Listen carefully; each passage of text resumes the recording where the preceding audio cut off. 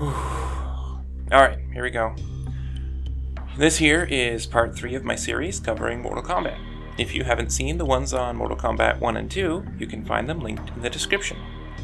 This one is honestly pretty daunting. Mortal Kombat 3 has so much content to talk about, and I'm going to be talking about the various revisions of the game also, meaning Mortal Kombat 3, Ultimate Mortal Kombat 3, and also a little bit about Mortal Kombat Trilogy.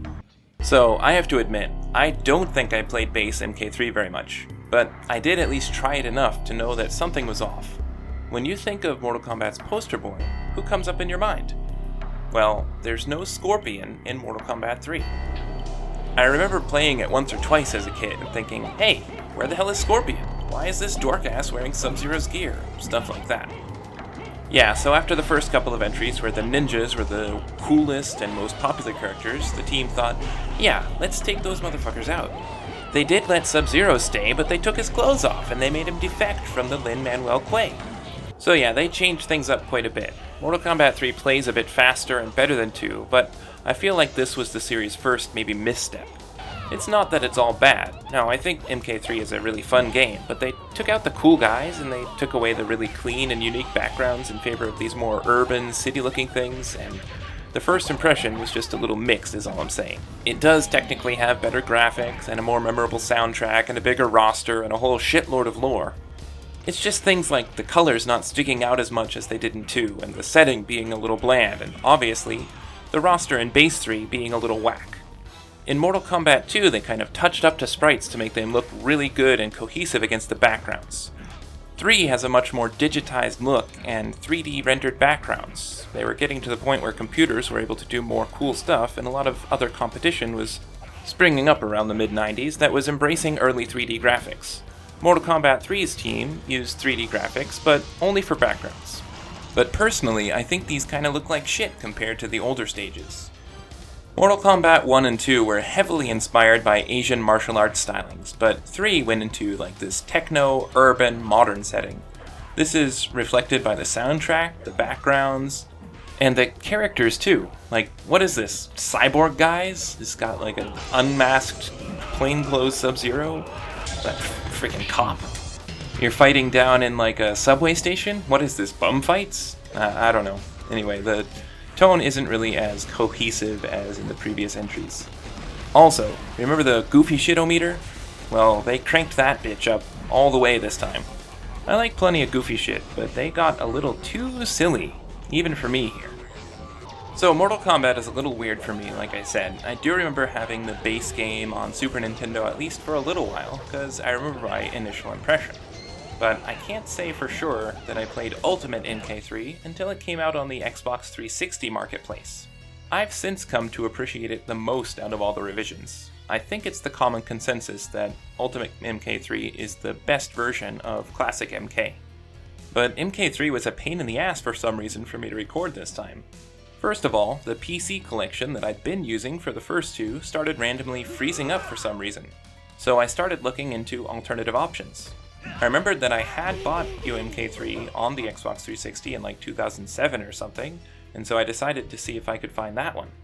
I dug out my Xbox 360 and I hooked it up and I connected to the internet and stuff, and it was a pain in the ass to go to the downloads and wait for things to load up, but finally I found it and tried to download it. It got to 100% and it stopped. I tried and failed for a couple days, and I even had written a whole thing about how I had to finally give up, but ultimately I found out it was like a weird region lock issue, and so I did a VPN thing and I was able to work it out. I finally got it working, and also I was able to download Army of Two 3, which was region locked like 7 years ago. Isn't that cool? That's awesome. Wow, what a great game. But then, looking back on the original footage I recorded, the audio was all fucked up, so I guess this game is just cursed. Anyway, the footage you see here is going to be a mix of the Steam Arcade Collection, the XBLA UMK3, the DOS versions, which were on GOG, and then also I found Midway Arcade Treasures, and that one actually runs really smooth and nice for base MK3, so I recommend finding that if you can. But the game I was most familiar with before making this video, and what I had, both before and after my family's gaming hiatus, was Mortal Kombat Trilogy. I had this on the N64. This is probably the classic Mortal Kombat game I played the most overall. I played 2 when I was like a little tyke, but Trilogy I had for my teens as well. It depends on who you ask. Some will say Ultimate Mortal Kombat 3, and others will say Trilogy is the best. I didn't even consider Trilogy as a version of 3 until much later though. I always thought of it as its own game, but really it's kind of like a weird remix, hack of 3. So this time, right after they got done with MK2, they knew they were going to do 3. But unlike 2, instead of adding in all the ideas they couldn't fit into the previous game, they started coming up with all new ideas. A lot of them. They had a lot of new actors, and they went hog wild with the makeup and weird shit this time. They actually did consider going into 3D for MK3, as it was what was getting popular at the time, but they weren't quite ready to break into a new dimension just yet. They took one more crack at the digitized graphics and got them looking as high quality as they could for 1994. But from what I can understand, Old Man Midway really rushed the team on this one. They had to meet their April 1995 release date, and there was a lot riding on them. So they had a lot to do in less than 2 years. Now the first 2 had a year to get done too, sure, but they were way more simplistic in comparison to what they did with 3. The team was pretty much the same again. It had Ed Boon, the creator and programmer, John Tobias, the co-creator and in charge of the graphics, John Vogel for backgrounds and stop-motion art and stuff, Dan Fortin did the music and sound, then they had Tony Goski, who was in 2, he was an artist for character graphics and stuff, and then a newcomer to the team, Dave McKickich, for 3D graphics and backgrounds as well. I forgot to mention Steve Baran, he was also an artist with John Tobias working on character graphics. So actually playing Mortal Kombat 3 after 1 and 2 is night and day. Mortal Kombat 2 felt like a faster and better MK1.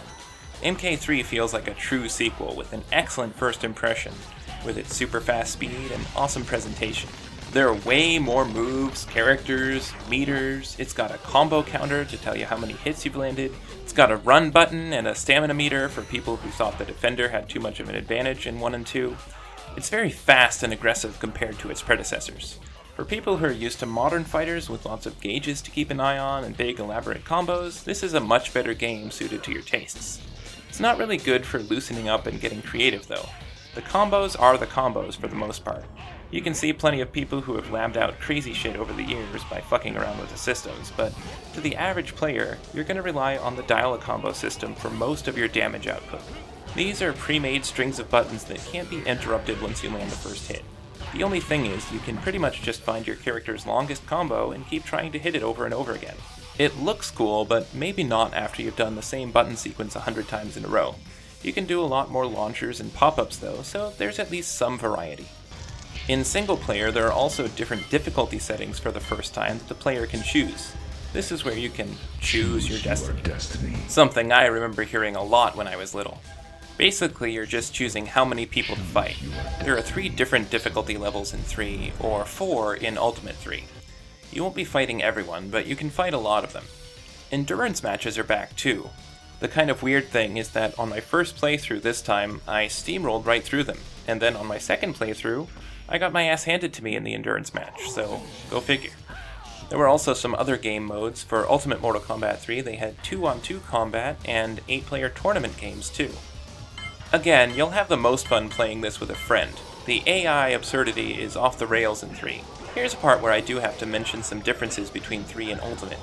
I played the DOS version on GOG at first, and then I played Base 3 on that Midway Arcade Treasures thing too, and I had a lot more fun playing regular MK3 in single player than I did with Ultimate Mortal Kombat 3 of any variety. Vanilla 3 almost feels fair to me, but Ultimate Mortal Kombat 3 pretty much forces you to trick the AI by jumping back and using a teleport move to exploit the AI's input reading patterns, or just wait for it to go apathetic. After you lose like 10 times in a row, the AI starts standing around with its stick in its hand and letting you wail on it. This is a game designed to gobble up your quarters, and it doesn't hide that at all.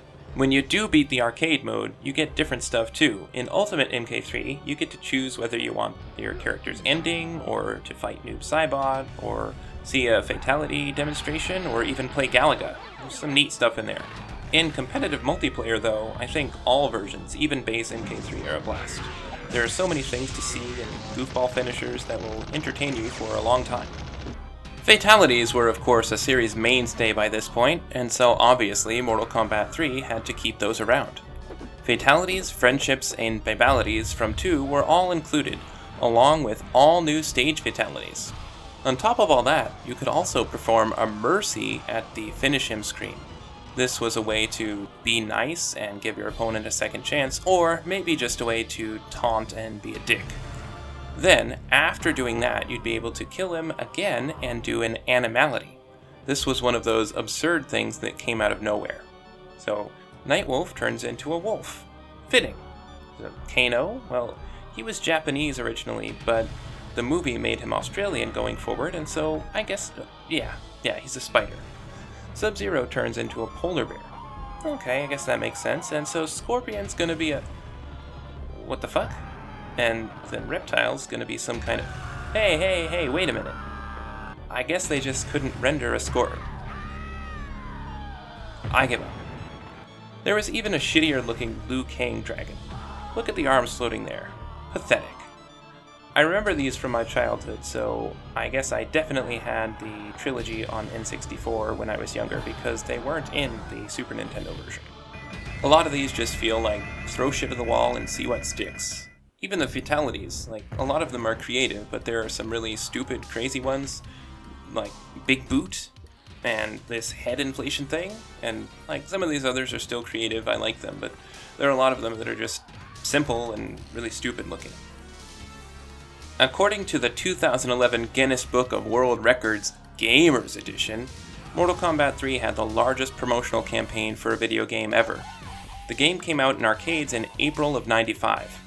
So remember, there was Mortal Monday for Mortal Kombat 1, and Mortal Kombat Tuesday for Mortal Kombat 2, and Mortal Kombat 3 had Mortal Friday for its console releases, which were on October 13th, 1995 for Genesis, Super Nintendo, Game Boy, which was the first and only M-rated Game Boy game, and also Game Gear, but not in North America. Also, Acclaim only did the European version this time, while Williams did the other console ports. The SNES and Genesis versions were selling super well, and the SNES version was the best-selling home game in USA in 1995. There was some console exclusivity back then, as Sony paid $12 million to have exclusive rights to the 32-bit version of MK3 for a year before the Saturn, 3DO, and Jaguar got it. Boone said the PlayStation version was identical to the arcade. Arcades were dying at the time, and so everybody wanted these home console releases more than the arcade cabinets themselves. This was kind of the dying breath of the arcade scene. So that's why there were sometimes more features and characters and stuff in the home console versions than there were in the arcade versions. Mortal Kombat 3 was pretty successful in terms of raking in money, but the omission of a lot of fan-favorite characters and the inclusion of some real dork-ass losers like a cop, the combo system, which was a lot less sophisticated than Street Fighter II Turbo, which was also out at the same time, and some less imaginative fatalities made the critical reception less than completely positive. People said it was not innovative enough and started calling it the beginning of the end for the series. For me, although 3 does have higher highs, I think this was the first time there were any lows, and overall, any disappointment was enough to taint its image. MK2 was pretty much an improvement in every way unless you're a big Sonya or Kano fan, but MK3 took away enough stuff that people kind of had to debate whether it was better or worse than MK2. The intrigue of secrets continued to be a big part of Mortal Kombat 3's success, but they were overall less obtuse and mystical than in 1 and 2. 3 had you hunting down this ultimate combat code, which was a 10-character code at the game over screen in single player. This was how to unlock Robot Smoke. If your arcade operator was cool, he'd let you keep Smoke unlocked, but he had the option to reset the game every day if he wanted to. There's also this combat code system before every versus match. If you and your opponent agree on and enter the correct code here, you can add all sorts of mods, or search for other secrets, or even fight secret characters. These codes were the new thing to look for. They had them on gaming magazines and pinball machines. There was even one in the Mortal Kombat 1995 movie, which I guess we'll talk about here. After the series' major success, they decided to make a Mortal Kombat movie. Maybe I'll go over it more in detail in another video someday, but let's just say they did a pretty decent job. And the movie's soundtrack used the Sound from the Mortal Monday trailer to introduce the sickest techno song you've ever heard. The song became kind of an unofficial theme for Mortal Kombat going forward. The movie is cheesy, but well made, and it's probably the best video game movie there is. But the point is, in the reptile fight, you can see a code on the wall, which translated to the random switching effect in game. I wonder how many people found it organically. I didn't find it, but I do remember playing it as a kid and trying to copy the fights that were in the movie. I watched the movie and then I tried to stage every fight that happened in the movie and hoping that something would unlock. It didn't, but that was my idea when I was 5 years old or whatever. Mortal Kombat 3's story is quite a departure from the first two. It's convoluted. There's no tournament this time. Instead, Shao Kahn comes back. Wait, didn't he fucking explode into chunks? I guess I dreamed that or something. Anyway, Shao Kahn comes back and uses this super old 10,000-year-old plan to invade Earthrealm. His queen, Sindel, is dead, but he decides to make her not dead. He sends Shang Tsung and these cloak guys to resurrect her, and then it allows Shao Kahn to reach through the Outworld to reclaim her. So now Earthrealm is becoming part of Outworld, and everyone fucking loses their soul except for the people Raiden protects the souls of. Not the bodies, I guess? But Raiden can't interfere with the fighting because of reasons. So these doofuses are on their own. So here's the thing, Ultimate Mortal Kombat 3 doesn't really have a story intro, and the character endings are all just single screens with a picture rather than their own cool art and stuff. So I'll be going through the base MK3 until I get to the stuff that's not in it. But really, the extra stuff is just kind of tacked on anyway. Mortal Kombat 3's stages are weird. There are a few of them that I really like, but I don't think any of them are as cool or as trippy as the Mortal Kombat 2 backgrounds. This early CG pre-rendering just doesn't look as good to me either. There's not so much wrong with it, it just looks worse than the photo touched up Mortal Kombat 2 backgrounds. Something that I do really like in Mortal Kombat 3 is this ability to smash your opponent through the ceiling and onto another stage. You can blast them up through the subway and onto the street, and from the bank onto the rooftop, and from the soul chamber up into the balcony.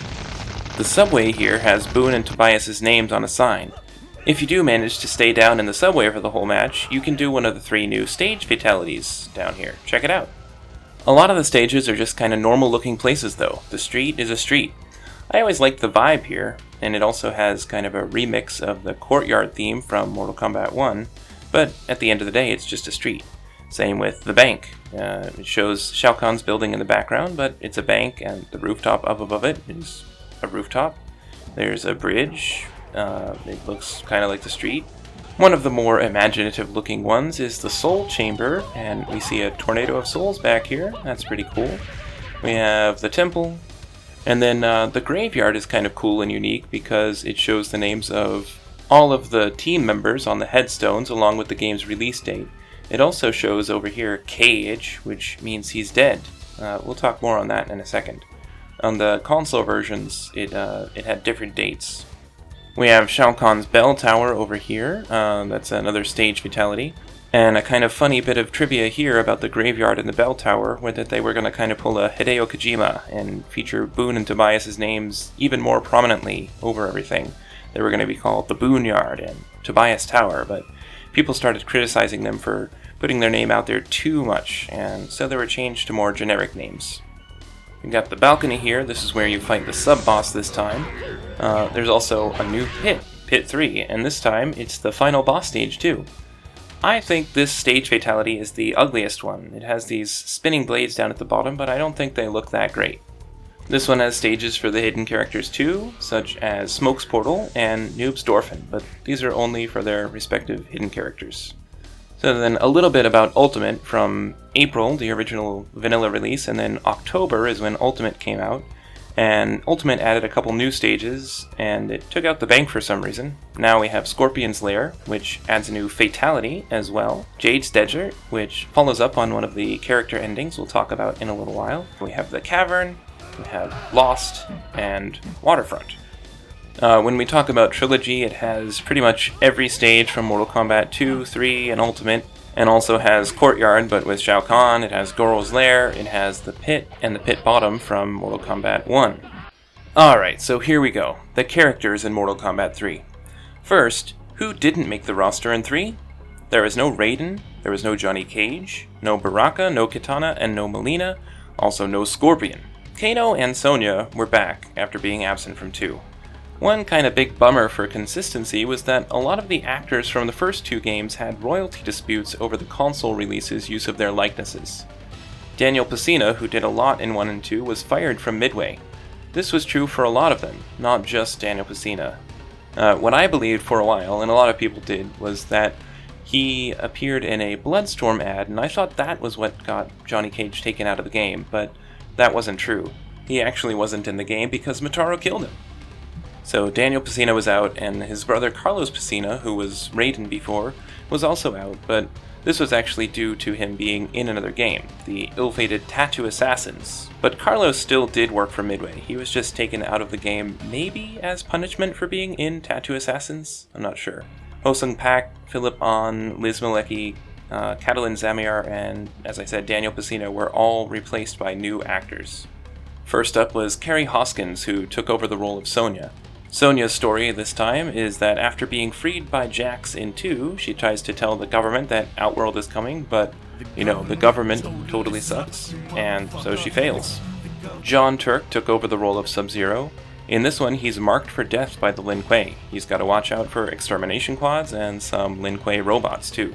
The same guy is doing Shang Tsung in this one, and he's another new redesign, and in this one, he's helping Shao Kahn do his thing, and he has more power than ever.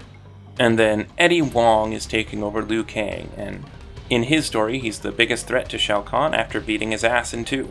The people who weren't replaced were Richard DeVizio, who played Kano again. In his story, they thought that Kano was dead, but actually he escapes and starts working as a trainer for Shao Kahn.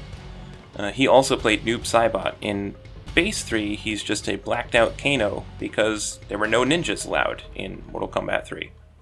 In the revisions, Noob Saibot becomes more of his original ninja design.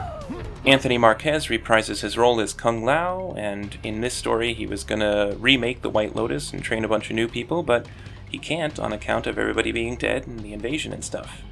And then John Parrish is still Jax, and the government totally sucks, so they don't believe him when he says Outworld is coming, so this time he's preparing by giving himself metal arms. Then we have new characters in 3, starting with Leah Montalogno. She's playing Shao Kahn's wife, Muchacha, or actually she's Sindel. It says that she was once a ruler alongside Shao Kahn of Outworld. You've got Michael O'Brien playing Curtis Stryker. He finally made it in, after having his story given to Sonya in the first game, and then his name changed to Jax in 2. Finally, this cop gets to come in as Stryker. He's a riot cop and a lone survivor of his city. He was a real jobber, and he sucked in base Mortal Kombat 3, but then they gave him a gun in Ultimate. This guy, Sal DeVita, was really busy. He plays Nightwolf, a new Native American character. He's a historian and a preserver of culture, and he plays a pretty significant role in the story, as he's the one who protects the land and prevents Shao Kahn's occupation of North America. Sal DeVita also gets up in the robot suits for Ketchup and Mustard, or as they're better known, Sector and Cyrax. There were rumors at the time that these were actually Scorpion and Reptile in robot form, but that wasn't true. Their story is that they're from the Lin Kuei, and they're hunting the rogue Sub-Zero. And they can sneak around undetected by Shao Kahn because they don't have souls. The only difference between the two of them is really that Sector volunteered and that Cyrax is kind of neutral. He didn't volunteer for the program, but he's still a cyborg ninja guy. There's a third robot in Smoke, the hidden character from 2. He's the first unlockable playable character here. He was Sub-Zero's friend, and he tried to escape the Lin Kuei 2 alongside Sub-Zero, but he was forced to be a robot. So we have one that volunteered, one that's kind of neutral, and one that was forced to be a cyborg ninja guy. Then, in addition to Kano, Richard DeVizio also does Sandman. He's this Tusken Raider looking dude. Actually, his name is Cabal. I used to call him Cabalsack. His story is that he survived an attack and got all scarred up and disfigured, so he really wants revenge on Shao Kahn. We finally get a stop-motion Shokan character to play as too in Shigoro, or Shiva. She's Sindel's personal protector, but she gets suspicious when Shao Kahn puts Motaro in charge of his extermination squads. She and Motaro's people are enemies. So Motaro, he's one of the non-playable characters. He's this half horseman. He's a bastard and a half. He really sucks. He can't be hit by a lot of stuff. He can teleport around like an asshole, and I really hate him probably more than Goro and Kintaro. He was kind of a last-minute addition, as they didn't have time to make the sub-boss they planned to do. I guess they were going to do this guy with 2 hammers, but eventually they scrapped that idea and gave the hammer to Shao Kahn. Shao Kahn is back, and he's pretty much unchanged from how he was in 2. He's still Brian Glynn, and most of his sprites are the same, but he has a few more annoying moves with like these shoulder charges and a hammer. He still taunts a lot in the middle of the fight though, so he's not as bad as Motaro. Anyway, he's still voiced by Steve Ritchie, and it's re-recorded, but it sounds mostly the same. It still sounds really awesome. So that's it for the base game, but then there's Ultimate 3 and its characters. The game came out in April, and by October they had already made an expanded version. Today it would probably be just like a DLC pack, and the base game would be forgotten, but I'll call them 2 separate games for this thing. So the guys were like, oh, so you miss Kitana, Melina, Reptile, and Scorpion, huh? Okay. You want to play as Masked Sub-Zero? Human Smoke? Jade? Okay. And here's a long-rumored Ermac, too, huh? Okay. So Becky Gable takes over the role of Kitana and Melina. So Melina, she was apparently murdered by Kitana, and she's resurrected by Shao Kahn. And apparently she can also read Kitana's thoughts. Kitana is accused of treason after murdering Melina, so I guess that's canon. Shao is chasing her down, and she's trying to get to Sindel to tell her what's up. Then Jade makes her playable debut, and her story is that she's tasked with taking Kitana back to Shao Kahn alive. Jade and Kitana were besties before. John Turk is doing all of the ninjas here, and he plays Reptile, who is helping Jade to capture Kitana, and he's okay with killing her too. Scorpion's story that was added here is that Shao Kahn is trying to steal the souls from Earth's Hell. I guess that's a place here on Earth. And Scorpion is able to escape from the Nether region? I don't know where that is. Anyway, he's a wildcard bad boy in this story. He doesn't have an allegiance. And in the instruction manual for the Genesis, he's described as a Lin Kuei, but later that's disproven. There's also the Red Ninja Ermac. He was, a rumor and a fake character for a long time, and now they decided to make him into a real character. His story is that he's really mysterious. He's a bad guy. He's like a jungle juice of souls of dead dudes. Then we have Classic, or Masked Sub-Zero, who's a different character than the regular Sub-Zero in the game. This is one of the things I'm talking about when I say that I think Ultimate Mortal Kombat 3 kind of just tacked on some bios and endings just to say that they did it. In this bio, they say that he's thought to have been killed, but mysteriously returns to assassinate Shang Tsung. I think they just wanted to justify having Sub-Zero here in his cool clothes, but it really left people wondering, is this the Sub-Zero from 1? Is this a third guy? I think it's Bi-Han very clearly from the first Mortal Kombat, somehow back as Sub-Zero. They do say that he'd be back in Mortal Kombat 4, but he's not, so I don't know. And I don't know whether to put Rain in MK3 or Trilogy, because he was in the home console versions, but he wasn't in the arcade. But Rain is sort of another joke character. Purple Rain. You get it? He's supposed to be Edenian, from Edenia like Kitana, but he was smuggled away as a baby when Shao Kahn took over. Now, thousands of years later, he's working for Shao Kahn rather than pledging allegiance to Edenia. So with 3, Ultimate, and now Trilogy, there's too much stuff and not enough of it interesting enough to cover all of it. We'll just say some consoles were missing stages, some were missing characters, and I'll talk about some specifics that I think are important, but I'm going to breeze over some of the versions of the game because there's just way too much to handle covering 3 games and a billion systems. So there are way too many endings to cover all of them in depth. At least in Vanilla 3, they have unique pictures and kind of a story. The endings in Ultimate feel more tacked on out of obligation and are kind of boring to look at. I'll go over the ones that I decide are interesting or necessary and kind of skip over the lesser ones. I'll start with Cyrax. Cyrax is reprogrammed by Sub-Zero to kill Shao Kahn, which he does, but then since he's a robot with no directive, he glitches out and gets stranded out here on the desert stage. Sector, in his ending, kills Sub-Zero and fights Shao Kahn's army. He does a Predator self-destruct and saves Earth. As I said, Smoke was Sub-Zero's friend, and they tried to escape together. Look at this, the Lin Kuei are called ninjas here. Yeah, he's turned into a cyborg and asked to kill his pal. But it turns out he does still have a soul. He does end up saving the world, but unfortunately, he's gonna be a cyborg forever and ever. In Striker's ending, Shao Kahn is taken off guard because some cop comes up and sucker punches him and kills him. Jax is called the strongest man on Earth. He whoops ass, and he and Sonya start the Outworld Investigation Agency with science. Sonya's is the same thing, except she also kills Kano. Sub-Zero's ending is that he fights robots, and he's gonna die, but Smoke shows up to help him. Then he kills Shao Kahn. Sindel finds out that she was once married to this dude named Jared, and she had a daughter named Kitana, and she ruled Edenia before Kahn took it over. She does a babyface turn, she kills Shao Kahn, and she liberates Edenia, and she rules it with Kitana, who is 10,000 years old, by the way. Shiva's race is being oppressed by Shao Kahn and Motaro, so Shiva says, "Enough of this shit," kills Kahn. Shang Tsung betrays Shao Kahn when he learns that Shao Kahn is going to betray him. He takes all the souls for himself and rules the world, but it doesn't say have a nice day this time. Cabal gives up his life of crime to go fight injustice as Batman. Kano is a dick. He takes Shao Kahn's armies out on a mission and then nukes them. In a twist, he can't handle the souls he wanted, and he dies violently, saving the world in the process. Nightwolf brings the guys back home, and when he wins, he peacefully gives Native Americans back their land, and they lead the Earth. After Kung Lao wins, his story says that he also dies, so that's crazy. And then Liu Kang, he's a target of Shao Kahn because he won before. It says that he easily fights against the minions, but then he sees Kung Lao get dunked on, and Liu gets the power of Pissed. After he kills Shao Kahn, Kitana thanks him for saving Earth and Outworld. This is the first mention of Kitana in the base game.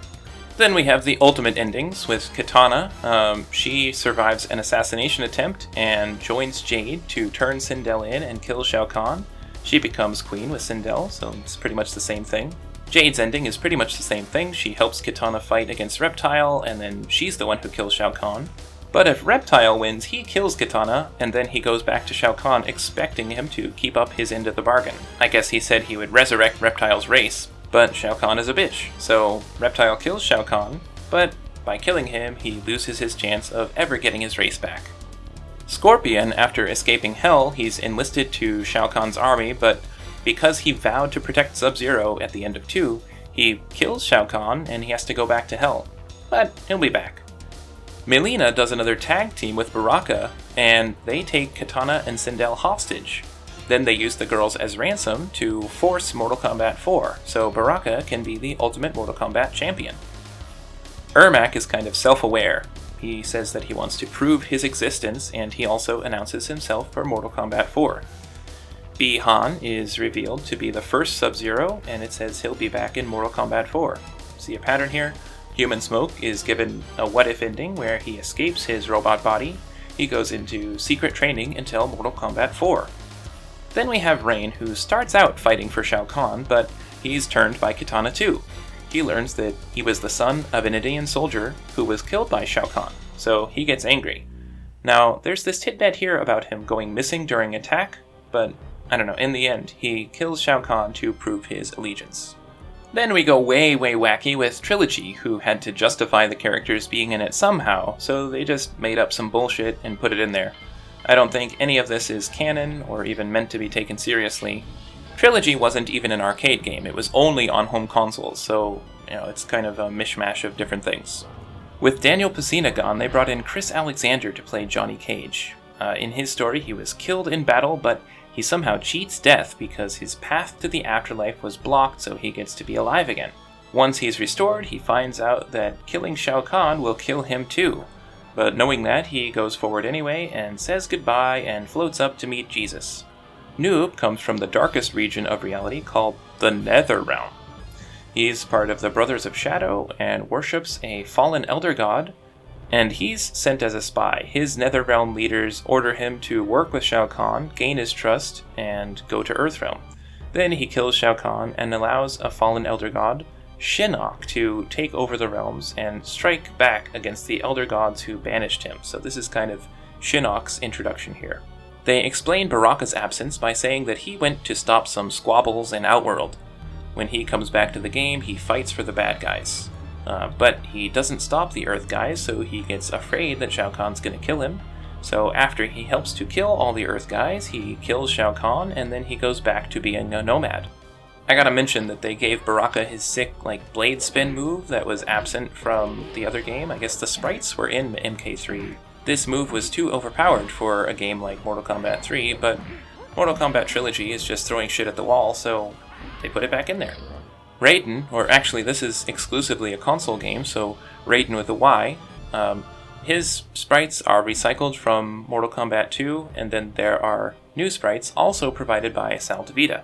So Raiden was banished from the tournament, so he decides to risk his place as an immortal, and among the gods, he fights with Shao Kahn, and it says that his fight shakes the core of the earth, but that Raiden wins.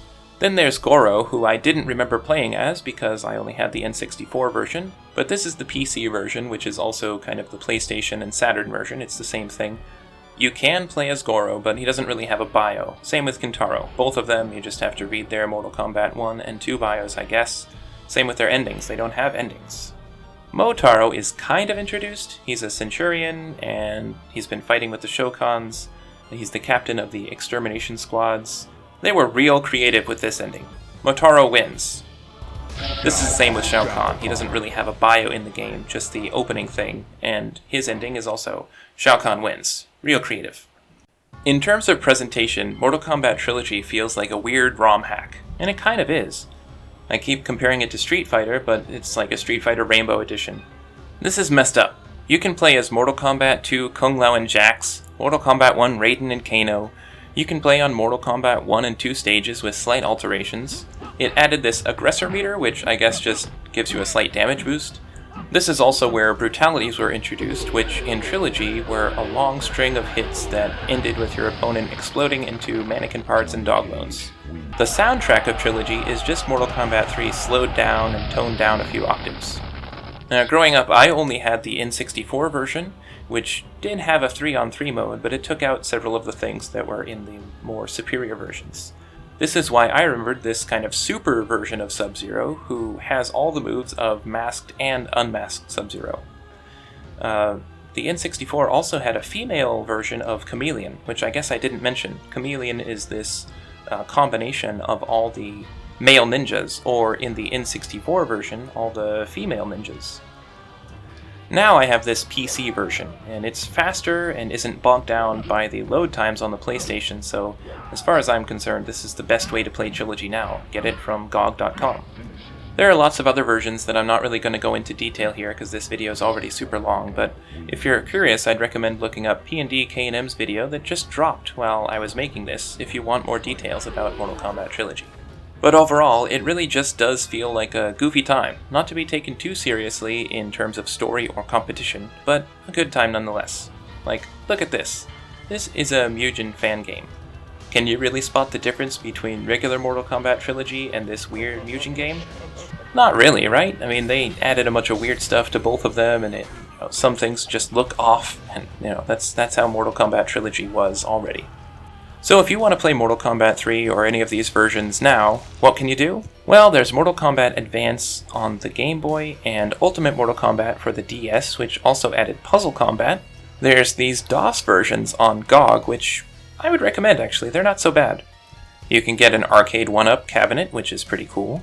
I mentioned that I had that Midway Arcade Treasures thing, that's pretty cool if you can find that. And then maybe I'm full of shit. It might be a region lock thing or something. I was sure that Mortal Kombat Collection was delisted, but I can see that you can still buy a Steam code on Amazon, and you can still find the store page on the Xbox store for 360, so I don't know, you might have to mess around to get things working, but I guess it's possible to get your hands on some versions of that arcade collection. Alright, and I think that's about where I'm going to stop. This video was a lot. Thank you so much for watching. I don't know, I guess I should rank these together. In terms of presentation, I feel like vanilla MK3 is actually the best. Like, it has the character bios and endings, and they took some care. It also seemed like the most fair out of all these in terms of fighting the AI. For balanced and fun gameplay in a competitive sense, I'd definitely go Ultimate Mortal Kombat 3. but for goofball fuckery in multiplayer, it's definitely Trilogy, so they all have their own strengths and weaknesses. Overall, I had more positive vibes from MK2. I was really inclined to say that 2 is a better game. I do think that 2 kind of looks better and has a more cohesive art style. But to sit down and play a game today, I'd say probably you should just go with Trilogy. If you're just gonna goof around and play with buds, Trilogy is the way to go. But I'm gonna abbreviate this since this is one video. I'm gonna rank these all together. I'm gonna say that 3, all the different versions of 3 combined, is the best game to play today, with 2 in second place and 1 way down at the bottom. That's it for now. Thanks a lot. Next time I'll be doing Mortal Kombat 4. I really appreciate the support that I've gotten so far. Keep it coming, and I'll be back with Mortal Kombat 4 next time. Thanks a lot.